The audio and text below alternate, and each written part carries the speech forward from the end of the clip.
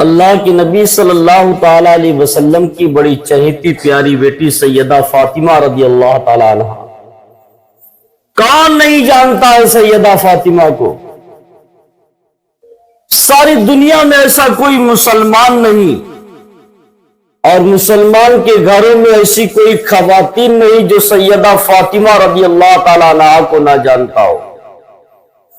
جس نے سیدہ کا نام نہ سنا ہو تو ایسا کوئی ہو ہی نہیں سکتا. یہ وہ سیدہ جو حسنین کریمین کی ماں ہے اور جس کے شوہر علی شیر خدا ہیں، وہ سیدہ فاطمہ رضی اللہ تعالی عنہا ساری دنیا جن کو جانتی ہے، جنت کی عورتوں کی سردار ہے سیدہ فاطمہ. ان کی تقویٰ پرہیزگاری کا عالم ہی نرالا ہے. سیدہ فاطمہ رضی اللہ تعالی عنہا سے اللہ کے نبی صلی اللہ تعالی علیہ وسلم کتنی محبت فرماتے تھے. ہر باپ اپنی بیٹی سے محبت کرتا ہے، ہر باپ اپنی بچی سے محبت کرتا ہے، مگر رسول اللہ کی محبت تو انوکھی محبت تھی سیدہ سے. سیدہ فاطمہ سے نبی کی محبت انوکھی محبت تھی، اس کی کوئی نظیر و مثال نہیں دے سکتا. اللہ کے نبی سب کچھ برداشت کر سکتے تھے، فرماتے تھے میں دنیا کا سارا غم برداشت کر سکتا ہوں مگر اپنی بیٹی سیدہ فاطمہ کی آنکھوں میں آنسو نہیں برداشت کر سکتا ہوں. سیدہ فاطمہ ایک نبی کی بیٹی، وہ نبی جس کے بارے میں سیدہ خود فرمایا کرتی تھی اللہ نے میرے ابو جان کو ساری کائنات کا مالک و مختار بنایا ہے. وہ رسول اللہ کی چہیتی بیٹی جس کے باپ جنت کے مالک، تمام دنیا کے خزانوں کے مالک، سیدہ فاطمہ کے والد کے پاس کسی چیز کی کمی نہیں تھی. اللہ نے ساری کائنات کا مالک و مختار بنایا تھا. سیدہ فاطمہ کے پاس کسی چیز کی کمی نہیں تھی، مگر مراتب میں تو اتنا اعلیٰ اللہ نے بنایا تھا کہ دنیا زمانے میں کوئی نہیں.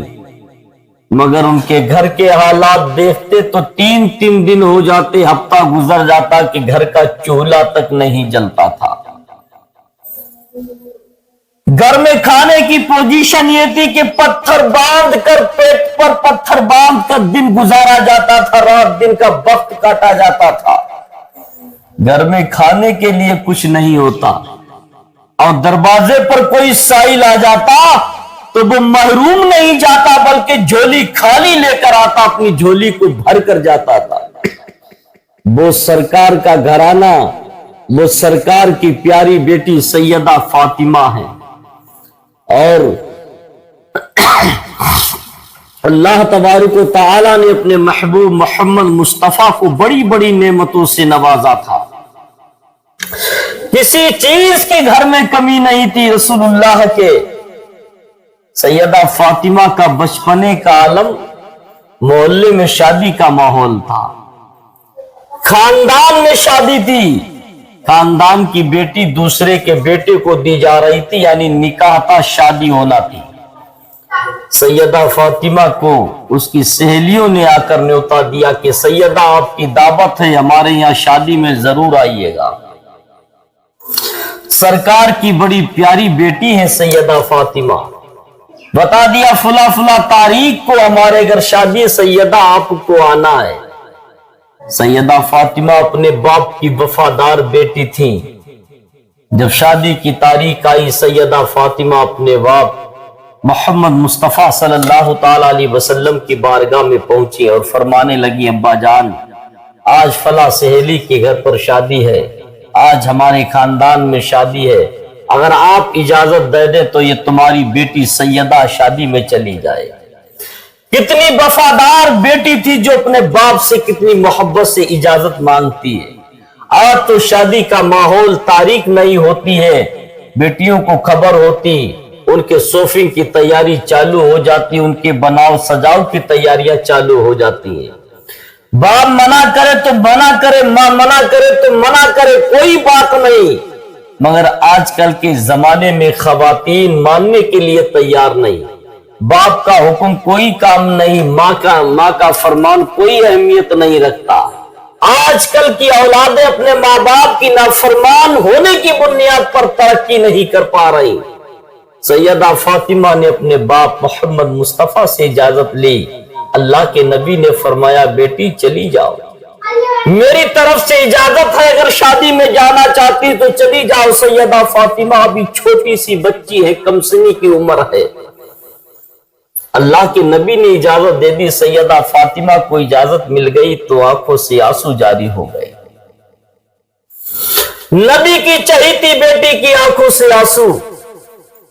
اس سیدہ فاطمہ کی آنکھوں میں آنسو آئے جس کے بارے میں اللہ کے نبی فرماتے میں دنیا کی بڑی سی بڑی مصیبت کو برداشت کر سکتا ہوں مگر اپنی بیٹی سیدہ فاطمہ کی آنکھوں سے نکلے ہوئے آنسوؤں کو برداشت نہیں کر سکتا. میں دنیا کی بڑی مصیبتیں دیکھ سکتا ہوں مگر سیدہ کی آنکھوں میں آنسو نہیں دیکھ سکتا. سیدہ فاطمہ کی آنکھوں سے آنسو جاری ہو گئے. جب شادی میں چلنے کا وقت قریب ہوا اللہ کے نبی نے کہا سیدہ جاؤ، اجازت دے دی تو سیدہ فاطمہ کی آنکھوں سے آنسو روا ہو گئے. رسول اللہ نے آنسوؤں کو دیکھا تو میرے آقا کی بھی آنکھوں میں آنسو آ گئے. فرمانے لگی سیدہ یہ آنکھوں میں آنسو کس لیے آئے؟ کون سی بات نے تمہیں رلا دیا؟ کون سی ایسی فکر تم پر لائق ہو گئی جس کی بنیاد پر تمہاری آنکھوں سے آنسو نکل آئے؟ کون سی ایسی بات تمہارے دل پر لگ گئی جس کی بنیاد پر آنکھوں میں آنسو تمہارے روا ہو گئے؟ سیدہ بتاؤ کون سی چیز نے تمہیں رلا دیا؟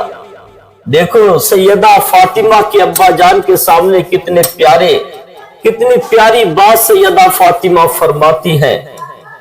فرماتی یا رسول اللہ ابا جان آج میری سہیلیاں شادی میں ہوں گی، ان کے پاس بہترین لباس ہوگا، ان کے پاس پہننے کے لیے بہترین زیورات بھی ہوں گے. ابا جان تمہاری بیٹی سیدہ فاطمہ کے پاس کچھ پہننے کے لیے نہیں ہے بلکہ ایک چادر ہے پیمد والی. آج میری سہیلیوں کے پاس بہترین لباس ہوگے، تمہاری بیٹی سیدہ کے پاس پیمد والی چادر ہے. تمام سہیلیاں دیکھ کر مجھے تانا دے گی، کہیں گی سیدہ تو کہا کرتی تھی کہ اللہ نے ہمارے باپ کو ساری کائنات کا مالک و مختار بنایا ہے، سارے خزانے کی چابیاں عطا فرمائی، اور سیدہ تیرا باپ ساری کائنات کا مالک اور تیرے پاس پہننے کے لیے لباس تک نہیں ہے، تیرے پاس وہ چادر ہے جس میں تو پیمد لگے ہوئے. ابا جان میری تو مذاق بنے گی، سہیلیاں مذاق اڑائیں گی. سیدہ فاطمہ کی بات سن کر اللہ کے نبی کے بھی آنکھیں اشک بار ہو گئی. اب دھیان کرو مسلمانوں، غور کریں امت محمدیہ کی وہ خواتین جو شادی میں جانے سے پہلے ایک مہینہ پہلے شاپنگ کرنا ان کی شروع ہو جاتی ہے.